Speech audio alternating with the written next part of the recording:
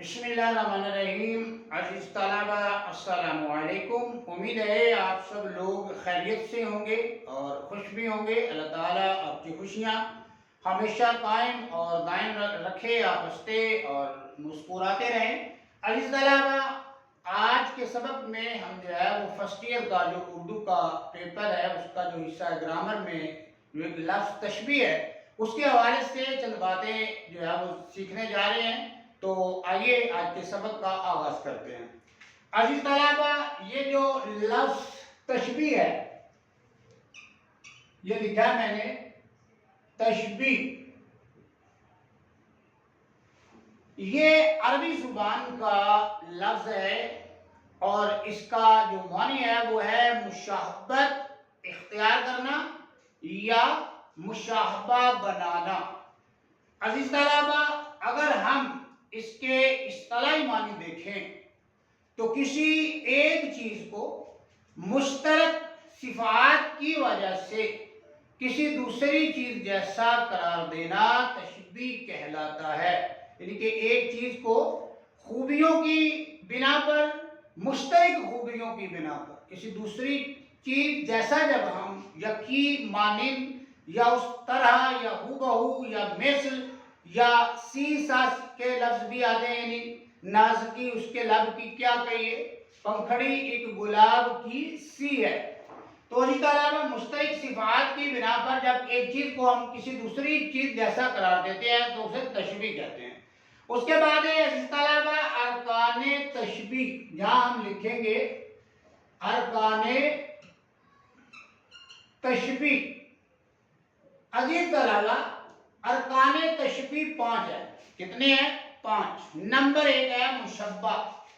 Number 1 پہ مشبہ ہے اور نمبر 2 پہ مشبہ بہی ہے اور نمبر 3 پہ عزیز طلبہ جو ہے وہ ہے وجہ شبہ. وجہ شبہ. اور نمبر 4 کے اوپر حرف تشبیہ عزیز طلبہ.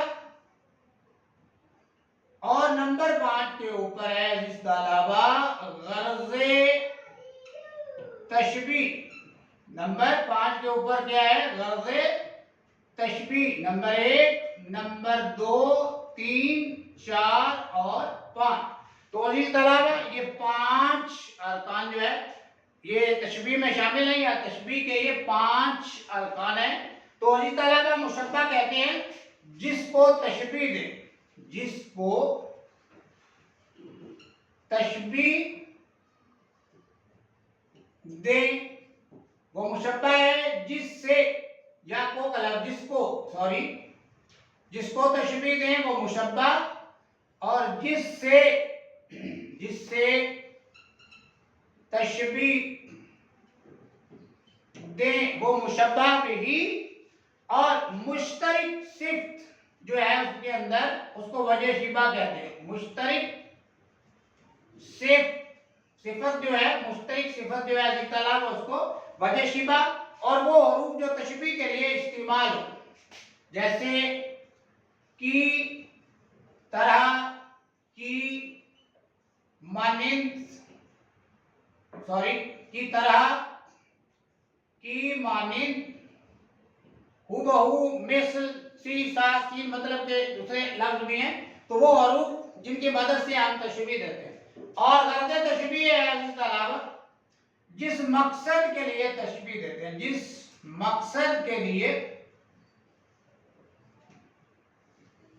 تشبیہ دیں، جس مقصد کے لیے تشبیہ دیں اسے کہتے ہیں غرض تشبیہ. اس کو غرض تشبیہ کہتے ہیں اس طرح. تو اس طرح تشبیہ عربی زبان کا لفظ ہے جس کے معنی ہے مشابہت اختیار کرنا، متشابہ بنانا. یہ جو ہے وہ ارکان رکھتے ہیں 5 تشبیہ کے: مشبہ، مشبہ بہی، وجہ شبہ، حرف تشبیہ اور غرض تشبیہ. مشبہ جس کو تشبیہ دیں، مشبہ بہی جس سے تشبیہ دیں، اور وجہ شبہ جو مشترک دونوں کے درمیان میں صفت ہے اس کو وجہ شبہ، اور حرف تشبیہ جن حروف کی مدد سے تشبیہ دیتے ہیں، اور غرض تشبیہ جس مقصد کے لیے تشبیہ دیتے ہیں. اب عزیز طلبہ ہم ایک جو ہے وہ جملہ لکھتے ہیں، رخسار پھول کی مانند ہے، رخسار پھول کی مانند ہے، رخسار پھول کی مانند ہے، یہ ایک جملہ ہے۔ اور اس کے بعد اکبر کوے کی طرح سیاہ ہے، اکبر کوے کی طرح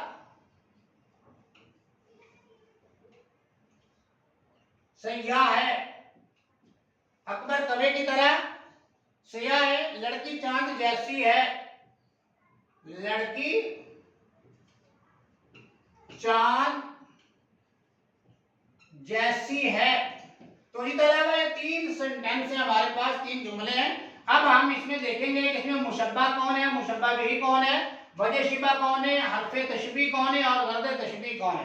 تو اسی طرح یہاں سے ایک دو سوال پیدا ہونے ہیں، ابھی ہم جو ہے وہ پہلی مثال جو ہے وہ ہم دیکھتے ہیں، تو اسی طرح ہمیں معلوم ہو جائے گا کہ اس میں کون کون سی چیزیں مزید بھی جو ہے وہ دیکھی جا سکتی ہیں مثالیں۔ اسی طرح نمبر 1 ہے رخسار پھول کی مانند ہے، اور رخسار جو ہے اس کو تشبیہ دی جا رہی ہے، اسی طرح کس سے تشبیہ دی جا رہی ہے، اسی طرح پھول سے دی جا رہی ہے، رخسار کو تشبیہ دی جا رہی ہے، پھول سے تشبیہ دی جا رہی ہے، اور دونوں میں جو مشترک صفت ہے اور وہ ہے ان کا ملائم ہونا، ان کا نرم ہونا یا ان کا خوبصورت ہونا۔ رخسار گال کو کہتے ہیں اسی طرح، تو رخسار کو پھول سے تشبیہ دی، اور دونوں میں مشترک صفت کیا ہے، دونوں میں مشترک صفت یہ ہے کہ ان کا ملائم ہونا، نرم ہونا یا خوبصورت ہونا۔ لیکن عزیز طلبہ یہ جو ہماری مثال ہے اس کے اندر وجہ شبہ لکھی ہوئی نہیں ہے، تو ضروری نہیں ہے عزیز طلبہ کہ ہر شعر کے اندر جو ہم تشبیہ کے لیے استعمال کر رہے ہیں یا ہر مثال جو تشبیہ کے اندر ہم جو ہے وہ استعمال کر رہے ہیں اس کے اندر یہ پانچوں کے پانچوں ہی ارکان ہوں، یہ ضروری نہیں ہے۔ یہاں پر جو ہے تین ارکان ہمیں نظر آ رہے ہیں، مشبہ، مشبہ بہ اور پھر حرف تشبیہ جو ہے، اور وجہ شبہ جو ہے وہ بیچ میں موجود تو ہے لیکن یہاں پہ اس کا اندراج نہیں ہے، لکھی ہوئی نہیں ہے۔ اور غرض کیا ہے، رخسار کی کا ملائم ہونا جو اس کو ظاہر کرنا، یہ ہمارا مقصد تھا۔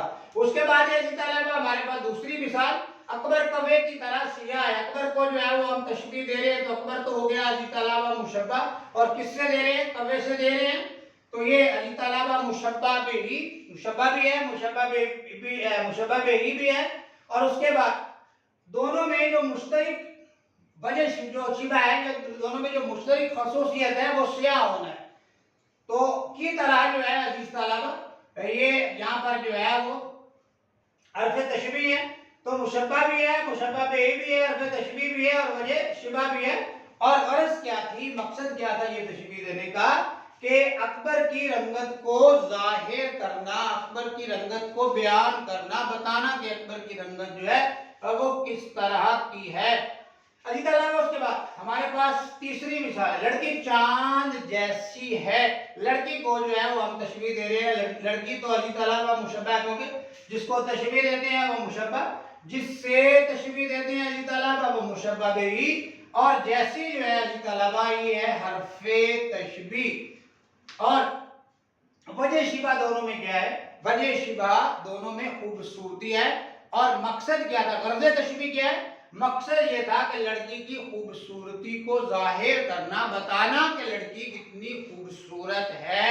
تو اسی طرح بعض جملے ایسے ہوتے ہیں جس میں یہ پانچوں جو ارکان ہیں تشبیہ کے، ان پانچوں کا اس کے اندر اندراج ہوتا ہے، لیکن بعض جو ہے وہ مثالیں یا سنٹینس یا جملے جو مثال کے طور پر ہم پیش کرتے ہیں ان میں تمام ارکان کا جو ہے وہ اندراج نہیں ہوتا، تمام جو ارکان ہیں وہ اس کے فقرے کے اندر، سنٹینس کے اندر عزیز طلبہ لکھے ہوئے نہیں ملتے۔